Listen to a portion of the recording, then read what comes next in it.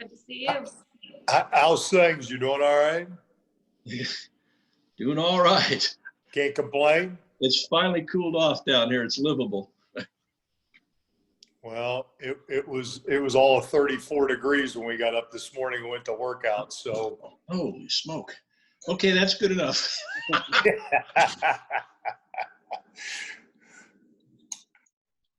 No, it's doing okay down here. Just we're just fighting through things like everybody else. Frustrating to be certain, but it's what we have to deal with.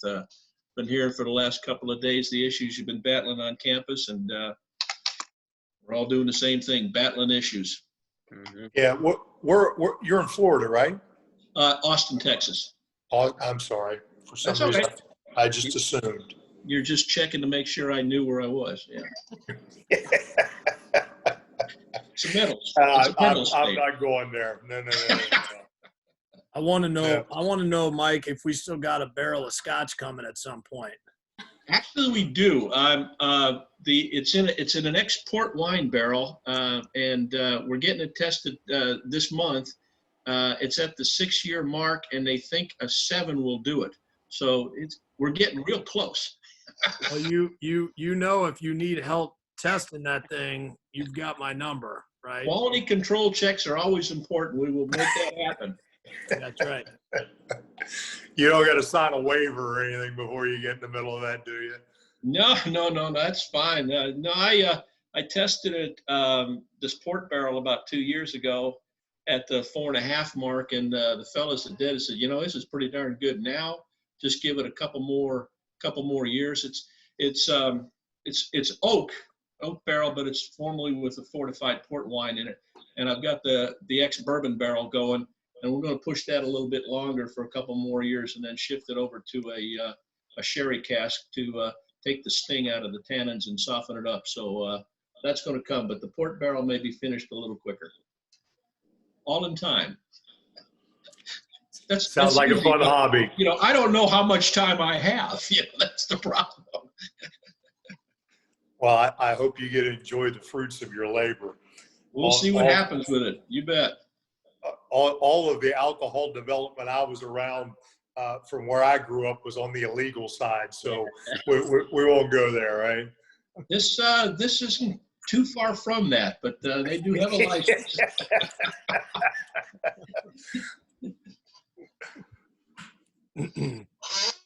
Thanks everybody that's logging in. We'll get started right around 12:10, so we'll give people a chance to log in.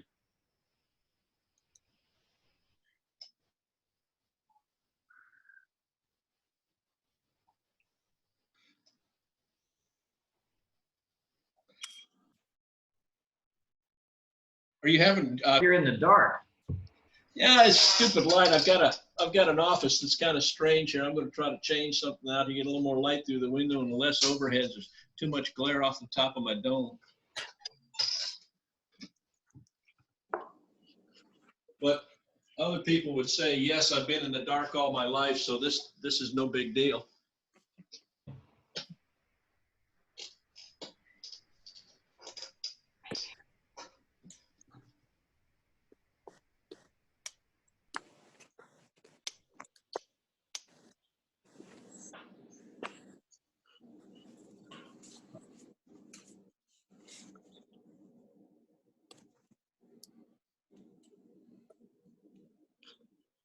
Craig, welcome. We'll get started here in about 4 or 5 minutes. Hello. I think after practice, we had our first practice Wednesday, so I think after they left practice, I think they were all feeling pretty good.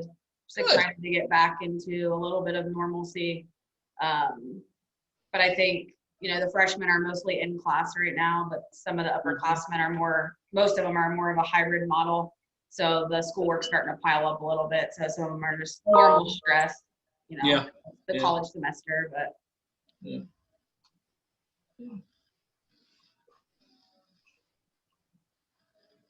Afternoon, Jim. How are we doing? Good.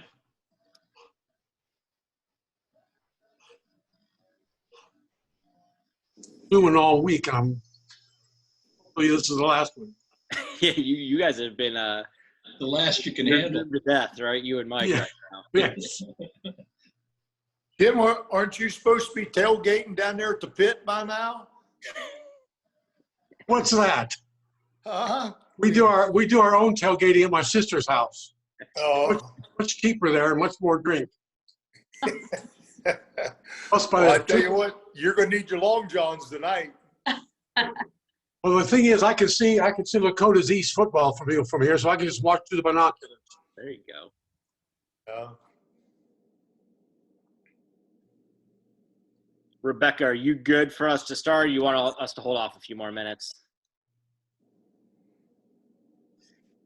I am good for you to start. Okay, we will. We'll go ahead and get started. Welcome, everybody. While we surely would rather have you here on campus with us, and we would surely rather be prepping for a full day's worth of Tiger athletics tomorrow, we're glad that you could join us nonetheless. I'm Brett Billhart. I'm the Senior Associate Athletic Director, currently also the Interim Athletic Director, and I'm going to let our three coaches on the call introduce themselves to you right now. We'll start with Katie.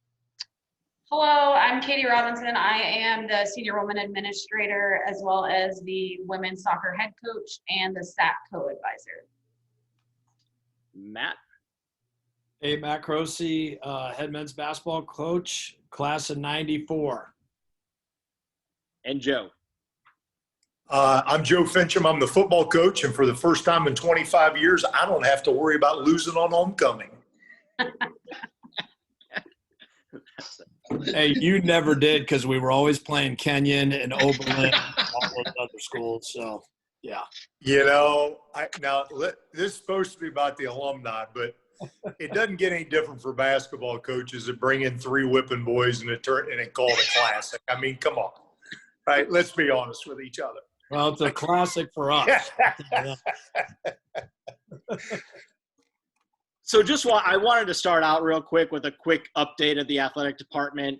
Obviously, we haven't been doing much in terms of competing, but doesn't mean that we're not trying to get the athletes engaged. We're following right now what the NCAA classifies as a resocialization of sport guidelines. It's a 3-phase process to get your athletes re-engaged in athletics right now during the time of COVID. Unfortunately, our plan was to get re-engaged about 2 weeks ago.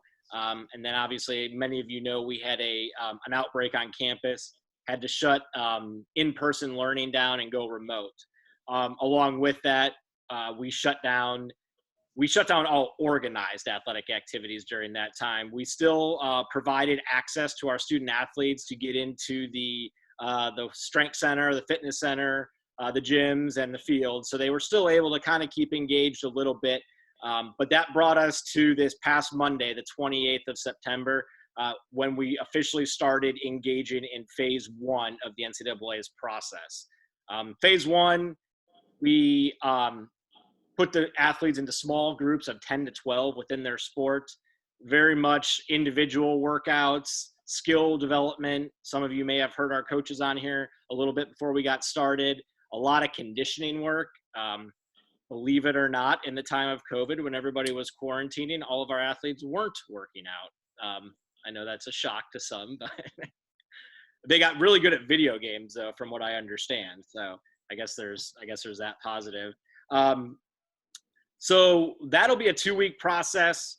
That'll bring us to phase 2, hopefully right around October, not this coming Monday, the following Monday, October 10th, that would be the 12th, sorry. October 12th is when we are set to start phase 2. A lot of the advancements in the phasing process, though, will come at the guidance of our athletic trainers, our team doctors, and our COVID response team.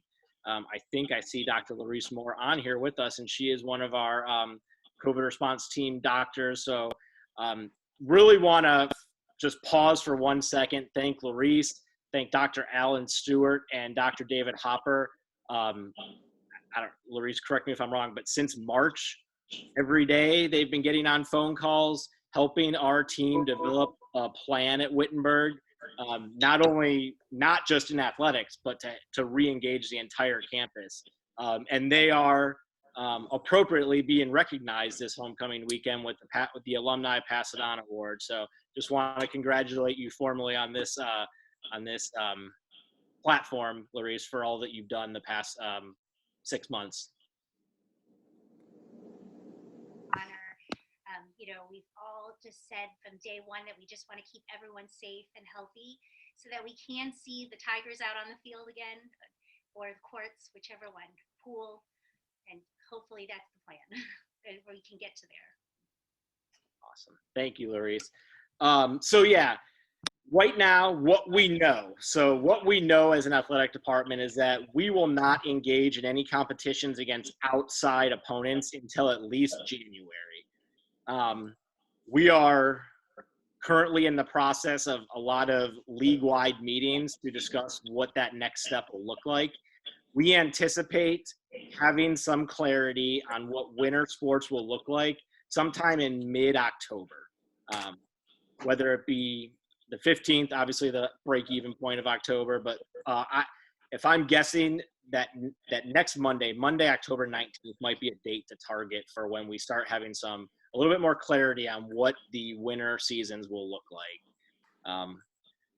We're all hoping to compete. We want to compete, but we also know that we have to do so in a safe and healthy manner. So all of those factors will be presented when ultimately the presidents, all 10 presidents within the North Coast Athletic Conference, kind of come together to make the decision and recommendations of moving forward with winter sports. A few updates that may have fallen off some radars because they happened during the time of COVID. 2 new head coaches joined our staff within the last 6 months. Bronwyn Gainsford is our new head field hockey coach. She came to us from Belmont Abbey near Charlotte, North Carolina. It's a Division II program. Bronwyn was a Division I field hockey player at Wake Forest, and we are just really excited to have her on board. She's been doing great things already. Anecdotally, she already has 6 verbal commits for the current class. So she's really getting the job done on the recruiting side of things. And finally, yesterday, we were able to see her engaged in coaching, literally for the first time since she took the job back in March. So it's probably been the longest onboarding transition for a new coach that anybody could ask for, but she's been a real trooper, and we're really glad to have her on board and excited to see her and the Tigers on the field, whether it be this spring or next fall. And then another hire that we made in April was head women's basketball coach Brian Neal. Brian is a extremely highly decorated women's basketball coach in the Great Lakes region. He had a 6-year stint as the head coach at Xavier University in Cincinnati, so a Division I program.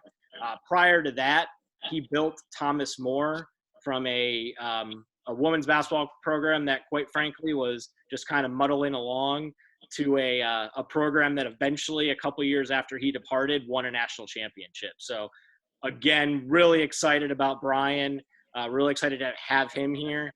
Again, with him, we schedule a lot of midweek meetings with our coaches, and you like them to be there, but when the reason is, hey, Brett, I have another recruit on campus that I need to walk around, you get it. And ever since Brian stepped foot on campus, he's hit the ground running recruiting, and really excited to see what comes about with the women's basketball program in the coming years. And then the last full-time person that we brought on board about a month ago is Deb Howard. She comes to us from Rose Hallman Institute of Technology in Terre Haute, Indiana. She is our new assistant director for facilities, club sports, and intramurals. Another kind of unique onboarding for her because she really hasn't been able to do what we hired her to do yet, which is engage intramural activities and club sports on campus. She is, however, coming up with some unique things to keep campus engaged. This weekend we have a yard game event going on the stadium turf, other stuff like that. Disc golf down in the Hollow area. She's got a lot of unique ideas right now, and we're really excited to have her. She also has an extensive background in aquatics management, which is the first time we've had somebody like that here in quite some years. So we're really excited to have her here to help us identify areas of change that we could implement in the aquatics area to improve that area as well. Also, I won't name them all, there's several of them, several new GAs and part-time employees that have joined the staff this year. And then one additional full-time member that just came about in the last couple of weeks was an additional full-time athletic trainer, Lindsay Peach. This brings us up to 5 full-time athletic trainers in our department, which for a department of our size is necessary for the amount of athletes that we have to service, but it's not normal at the Division III level. So we're extremely fortunate to have the athletic training staff of 5 full-time employees. And I think while I'm on that topic, I think much like Dr. Moore, our athletic training staff has to get a huge shout out for the work they've done, particularly in the past 2 months. So they've taken on the duties of contact tracing on campus. So anytime a student athlete tests positive, has symptoms, and we have to track down anybody attached to them, our athletic trainers have taken the lead on that process. It's been hours upon hours, phone calls upon phone calls. If you ask them, probably interrogations after interrogations, trying to get the truth out of some of the athletes so that we can best be informed of who they were in contact with and how to get them the appropriate next steps. So again, can't thank them enough for everything they've done the past 2 to 3 months with that process. The last thing I want to mention is we are really excited. Usually around this time of year, we launch our annual athletic department raffle. In years past, it's been literally you rip off tickets, athletes would go out and sell them, the department would sell them.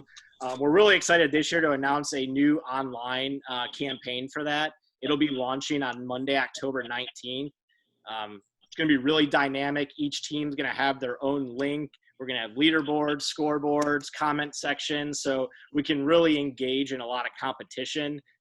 Let the alumni out there engage in the competition as well to see what sport program can raise the most money in that period of time. So it'll be open from Monday, October 19th to December 20th is when it'll close. And then we're going to have a series of prizes that we will raffle off based on your entries. Those are yet to be unveiled. We have some pretty cool ideas in mind, though, for sure. So with that being said, for me, I'd like to let our coaches kind of take center stage now, because I know that's who all you want to hear from. And we have a few roundtable topics, and we'll just kind of go back and forth with them and let you guys answer or ask questions that you may have along the way. So I think the first question, and I'll head Matt's way, is just kind of talking about the current environment we're in COVID and how it's impacted your recruiting strategies over the last 6 months.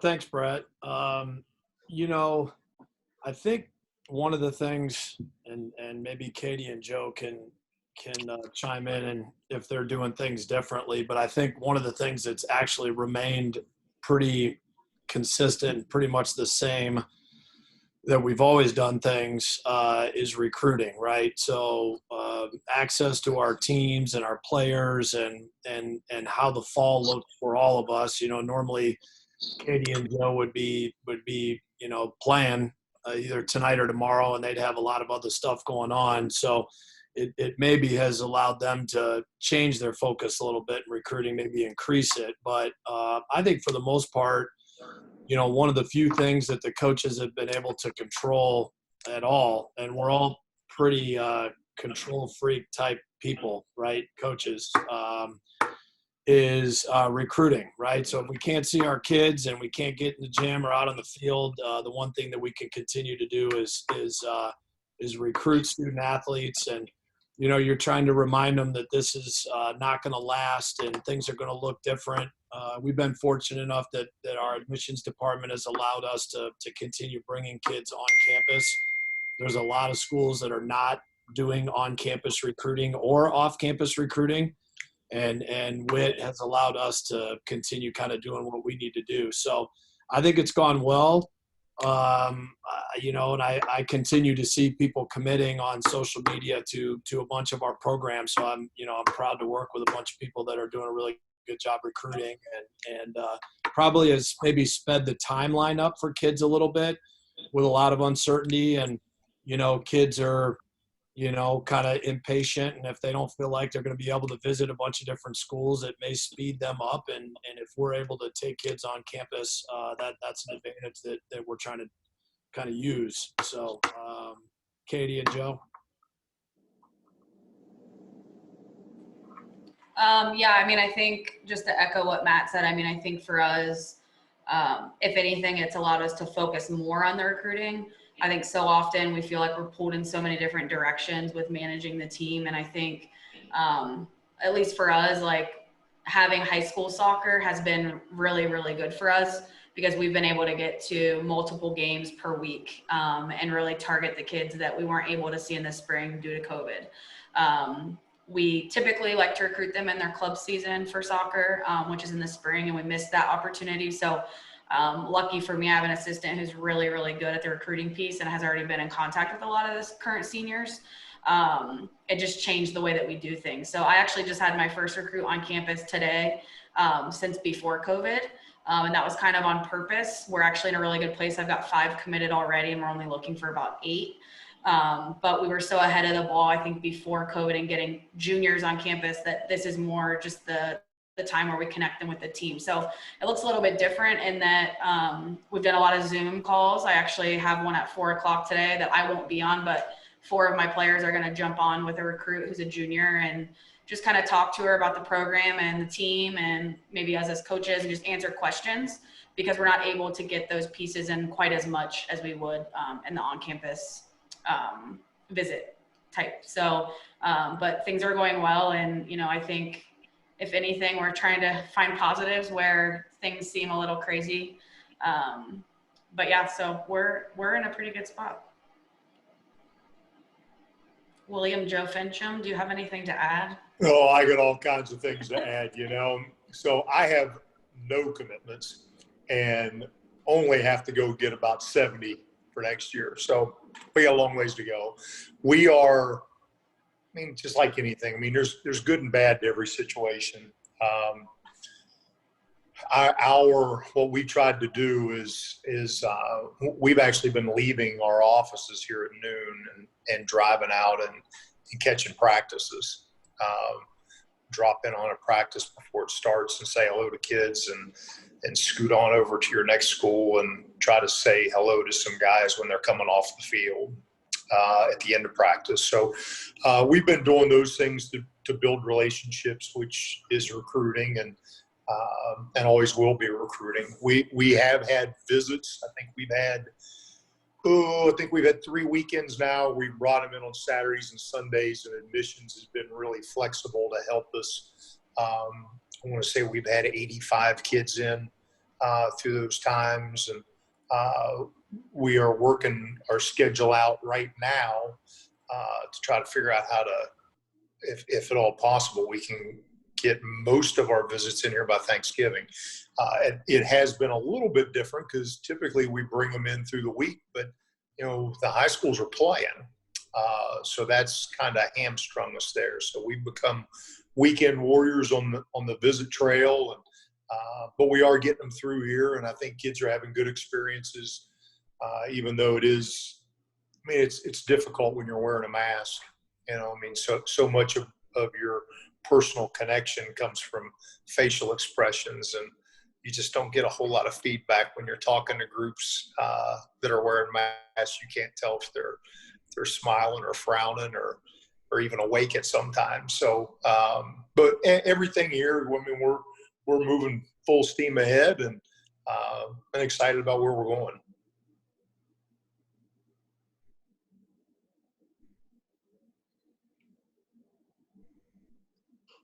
was muted. Any questions for the head coaches on any of the recruiting strategies right now, or any recruiting related questions? I have a question, right? Now, I saw Dr. Larice Moore, but I also saw her significant other standing over in the corner, Dr. Steve Moore. I guess this isn't a question. It is. I take that back. So, Steve, we've got 3 Williamstown kids that are coming visit next weekend. So when you go home, you need to pay attention to the Ingram kid, which is Doug Stanley's grandson, and then this big Leewood Melissa, who we really kind of like. So if you can keep an eye out for him, I'd appreciate it. Good. Yeah, that's great, Joe. Okay, for everyone else, Joe and I are both from the same high school back in West Virginia. So he's and we're the same numbers in high school. Don't forget that, right? Right. So that's awesome, Joe. I mean, I know they are playing an abbreviated schedule, I think, right? Or are they kind of week to week, I think, the way they do it back there? Well, they just got blasted by Fort Fry, so I'm a little bit worried about them right now, but I'm sure they'll bounce back. Yeah, that's great. Great. We'll bounce to another topic here. We'll let each coach kind of talk about, we just heard what they're doing to engage their recruits. But now that we're actively starting to get back into some normalcy with sport and practice, kind of what they're doing to get their current teams and current rosters re-engaged, and how they're keeping them busy as they're planning to get back involved. So Matt, we'll start with you on this one. So we actually started practice yesterday. So our, every sport's timelines and when they can get back to coaching days is a little bit different. So winter sports was October 1st. So we were able to get back in the arena, which was fantastic, and honestly that, it's the first time really that most of our team has been in the same place. So, even trying to have some team meetings and things like that in the fall, weren't able to really get a lot of them in there. So just to have everybody in the arena, whether guys were in shape, out of shape, cleared or not cleared, didn't really matter. Just to have, we've got 20 guys, so to have all 20 and all of our coaches and everybody in there for an hour and a half or so was fantastic. So we obviously there's some logistical changes to how you run practices and things like that. And so that falls certainly on the coaches to kind of do things a little bit different. So we split our guys up in 2 groups, and one group on one court with one coach, the other half on the other court with another coach. And then I stand in the middle and yell both directions, right, and stay away from everybody. And, just kind of moving them from one thing to the next. I will say, the best part of the afternoon yesterday, we set up chairs on the side of the arena so that after practice, guys could sit down and get their shoes and socks off and things before they went to another room to change. And they sat there for half hour, 40 minutes, just kind of BSing and enjoying each other's company in the corner of the arena, which was kind of fun to watch. And like I said, we haven't had a chance to do that really since March, when our season ended a long time ago. So that's really what they miss the most. They love to play, but they really just love each other's company. So really fun to just kind of throw the gear on and get back in there. And everybody's out of shape, right? But nobody really cares about that right now. Like, just to be together and playing the game that we love is the most important thing. So that was a lot of fun.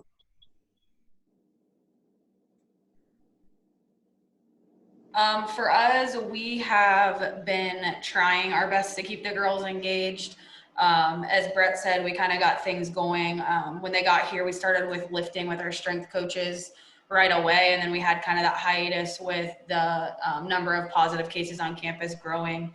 So it was difficult. I think a lot of them were going a little stir crazy and ready to get back to somewhat of normal. But we were doing, I have the team reading a book together right now. called The Hard Hat by John Gordon, and it's just about ways to be a good teammate. So we've been reading that and doing Zoom calls for our meetings. So we're about halfway through that right now, meeting every few weeks. So that's really all we've been doing up to this point. But the hope is then to use that book to then help guide us in kind of what we want to identify as our principles of our program and how we as a team want to operate and how we feel like we can be good teammates to each other, and kind of letting them evolve the team culture a little bit and kind of create, our staples of who we are on campus and on the field. So we've been doing that. We've only had one practice so far. It was great. We actually have a handful that aren't able to practice right now. So similar to Matt, I had half the team. My assistant coach had half the team, and then our goalkeepers got to train with our goalkeeping coach, which was great. Very raw, lots of little mistakes for sure. But our last game was October of last year. So it's been almost an entire year since some of them have been in an organized environment. A lot of them were doing things on their own or came in fit for preseason, but then got the news that we weren't having a season. So easy to kind of fall off the wagon a little bit, I think. But similar to Matt, I think they were just excited to be together. I mean, everything we've done as a team has been on the computer. So if they're with anyone, it's their roommate. So I think just being together and being in a group has been fantastic. So we're looking forward to next week's kind of our first full week. And they're still lifting with their strength coaches as well. But even those are small groups. So it's been nice to kind of get everyone out together. And for me, just being able to interact with them face to face, like Joe said, it's hard in masks and, when everything's either text or phone calls or Zooms, it's hard to kind of connect in the ways that we're used to. And I've learned how much I actually read lips on the normal, because now when people talk to me, I'm like, what? Wait, what? Like I can't get it. So, but it's been good. So we're excited. We brought in a really good class. So it's exciting to be able to get to see them play and see how they're going to impact the program for the next 4 years. So. Okay, so I'm going to tell you the truth. This thing has been an absolute nightmare for football. I'm not sure that you could pick something that's any worse for our sport when you talk about social distancing, which everything in football is about touching each other. And lastly, staying in small groups, which it's hard to stay in small groups when you got 140 some players. So it's really taxed us in a lot of ways, and trying to be creative to have our guys do anything. So we've had morning workouts 3 days a week. One of our big problems that we're trying to get through right now is with the small numbers in the weight room.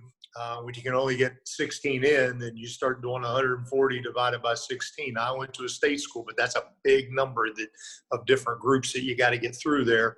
And it just doesn't work out for us. So we've had to do some creative things, with bands and medicine balls and sleds and all sorts of different things. So we are, like we were talking about earlier, we were allowed to start practice this week. We did not. We tried to focus on our conditioning just because we don't feel like we're in good enough shape to go play right now or practice. So hopefully those things will begin to change. We have spent we've spent a much larger amount of time with our freshman class right now.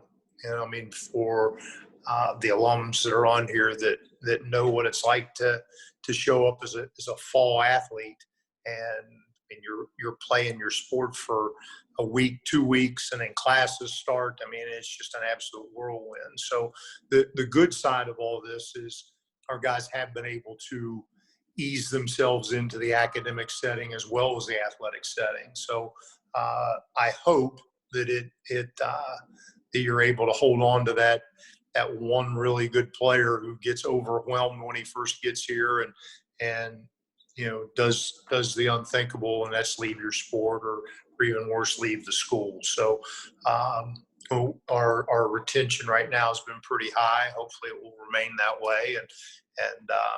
But we are anxious to get started, with the way things are. I honestly, I'm not sure that our whole team will practice together at all this fall. I think it'll probably be in groups of 50 or whatever it may be. So, but we are hopeful, and our guys are working hard, and we'll be excited to get started. Actually, our first practice is on Tuesday. Thanks, Joe. Another group that I think deserves a lot of thanks through this whole process, and all three of them have mentioned it, is our strength and conditioning staff.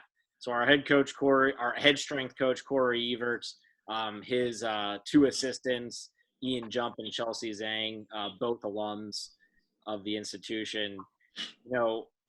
They're being burdened with the task of trying to work with every single one of our teams right now. It's 25 programs, and they're fitting into their schedules and doing a knockout job, not only running the teams through sessions, but ensuring that we're maintaining a safe and healthy environment in the strength center.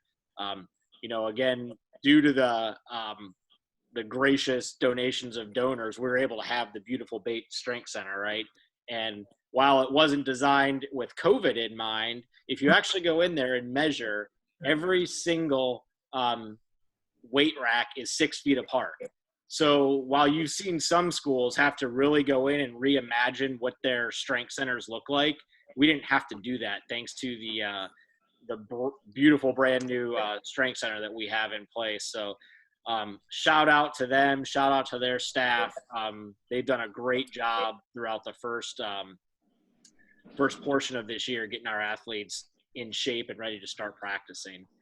I know Matt actually has to run off to get to practice. So if anybody has any questions directly for Matt, now is your time. You got about 3 minutes to ask them to him. So.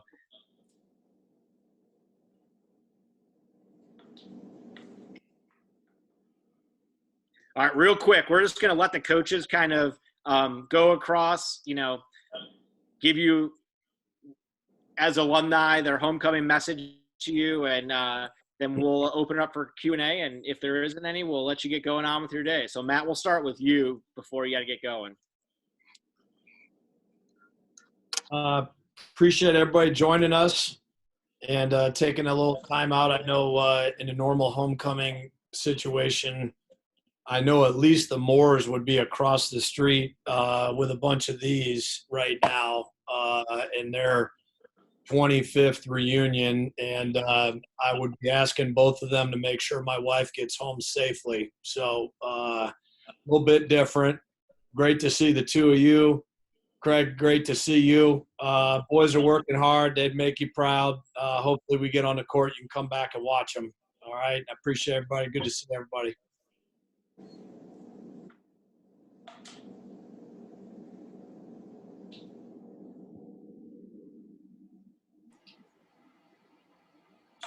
I'll just echo Matt.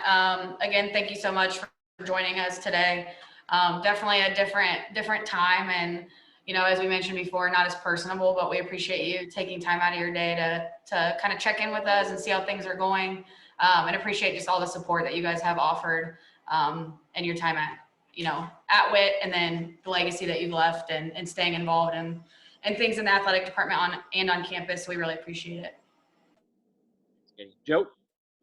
Yeah, I would echo off both of those statements. Really appreciate you taking time.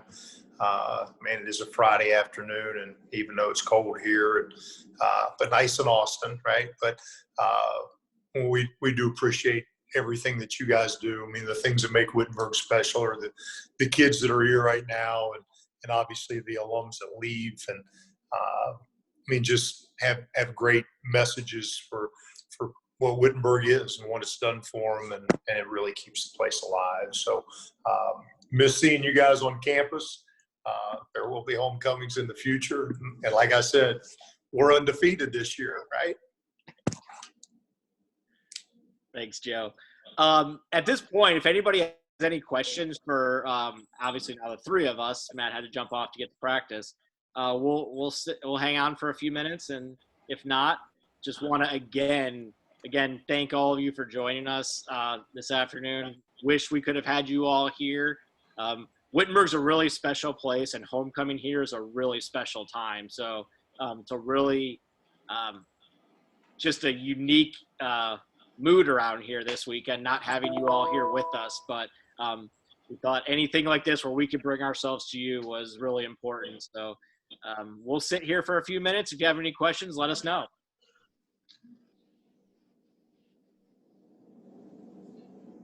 I got one just out of general, maybe keep it going and stuff.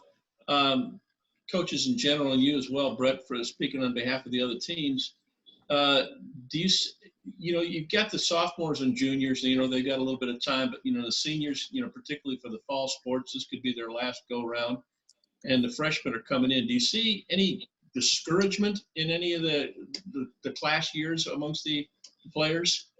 Just kind of down in the dumps about it, or just kind of, they're all kind of hanging on, waiting and hoping? It's a great question, Mike. Really, I mean, I'm sure there are some, right? I'm sure there are some seniors that are, but I think a lot of people are really embracing the moment and the uniqueness of it. If you're a senior on a fall team, you could easily tell your coach, like, listen, I'm not going to these workouts. Why, right? But they're all going, and they're all still being good teammates. They're all still being good mentors to the younger players on their team. Like I said, I'm sure there are some one-off examples, but I think in general, I don't think we're really seeing that right now. But I'll let Katie and Joe kind of talk on that too. Yeah, I mean, I think some of them are probably still in that phase of denial a little bit, that like, this isn't real and this isn't happening. Well, I think some of them have just come to accept it. I think, having been dealing with kind of COVID and what that presented us with, across campus back in March, I think they're kind of being a little more realistic, I would say, than I kind of expected them to be. But we just keep telling them, we will do everything we can to keep traditions alive. For us, if that means instead of playing an outside competition, we have to do an inter-squad scrimmage and call that senior day and invite parents, then we'll do that. So we're going to do everything we can in our power to kind of control what we can.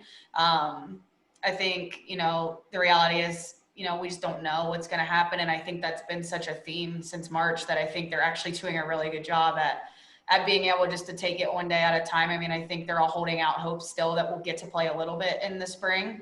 I'm still trying to get some of them to come back for a fifth year, but we all know that the bank account doesn't necessarily allow that very often. So, I think for my program specifically too, and we just have really strong academic kids. So I think some of them are excited to just take those next steps. And I think the college life socially is a lot different right now, obviously. Not allowed to be really hanging out in big groups and things like that. So I think from that standpoint, some of them may be in a place where they're like, I'm ready to just move on and, still be a part of things while I can. But when you give us the, you're done message, then maybe the gears change a little bit. But like Brett said, I mean, they've been fantastic. The seniors are still bringing the freshmen along really well. I think it's probably been hardest on the freshmen because they're like, for me anyway, because they're still like, what in the world is going on?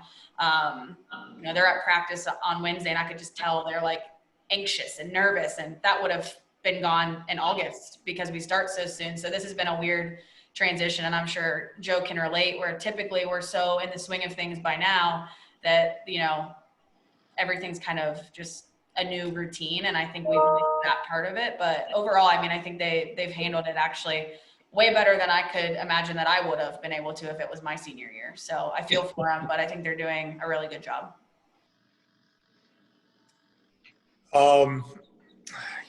My viewpoint is I think all of them have had some ups and downs. And obviously you feel just awful for your senior class to have to lose their last opportunity to play. And I think Katie hit it. I mean, a lot of them are really hopeful that we'll be able to do some things in the spring. I do honestly worry a lot about the freshmen. I mean, I think our returning players or our returning students, I mean, they know what Wittenberg's supposed to look like. So they know what the carrot is at the end of the stick. Right now, our freshmen really don't. All they know is masks and all the restrictions. And Plus the freshmen, the returners, they'll do anything not to have to move back in with mom and dad right now. They're just glad to be out of the house. So freshman-wise, I do worry about, just their day-to-day experience that they're having and making sure they're sticking around campus on the weekends and things like that, as opposed to running home. But it is a challenge, but I think our guys are handling it about as well as you could hope for them to. Like, I definitely think it's a challenge too, when, I think all of us to, if we're being honest with ourselves, if we're putting ourselves in our 18 to 22-year-old shoes, probably know how we would have handled this. And so they're doing a really good job with it, and give them a lot of credit for putting ourselves in the position to be able to keep pushing forward. You can't get it in the library on Friday and Saturday night, so I'd have been okay. Yeah, In discussions, are the conference presidents, university presidents, the ones making the decisions, or you, Brett, and the rest of the ADs weighing in as well? Because you get different thoughts from different people, that some want to start, some want to delay, some want to have a winter start, some want to cancel all year long. Is there kind of a cohesion with the presidents? They're all basically on the same page? So what I would say is, in terms of getting play back, yeah, that'll be a decision. Obviously, they'll get input from all levels of governance in the league, right? The coaches, administrators, but ultimately, yes, the presidents will make that decision. Now, you kind of mentioned one thing. So in the fall right now, you are seeing some schools at different levels than other schools. And a lot of that's just because of how they approach the resocialization of campus. So if you go look at some of Denison's social media right now, I mean, they are full go in inter-squad scrimmages against each other. They have a very robust testing strategy, and they approached it much different than we did. It's not to say that what we did is wrong. It just puts us at a little bit slower pace than them. But yeah, in terms of the decision to get things going back in the second semester in terms of competitions, yeah, that would be ultimately the presidents will be the ones that make the final call on that decision.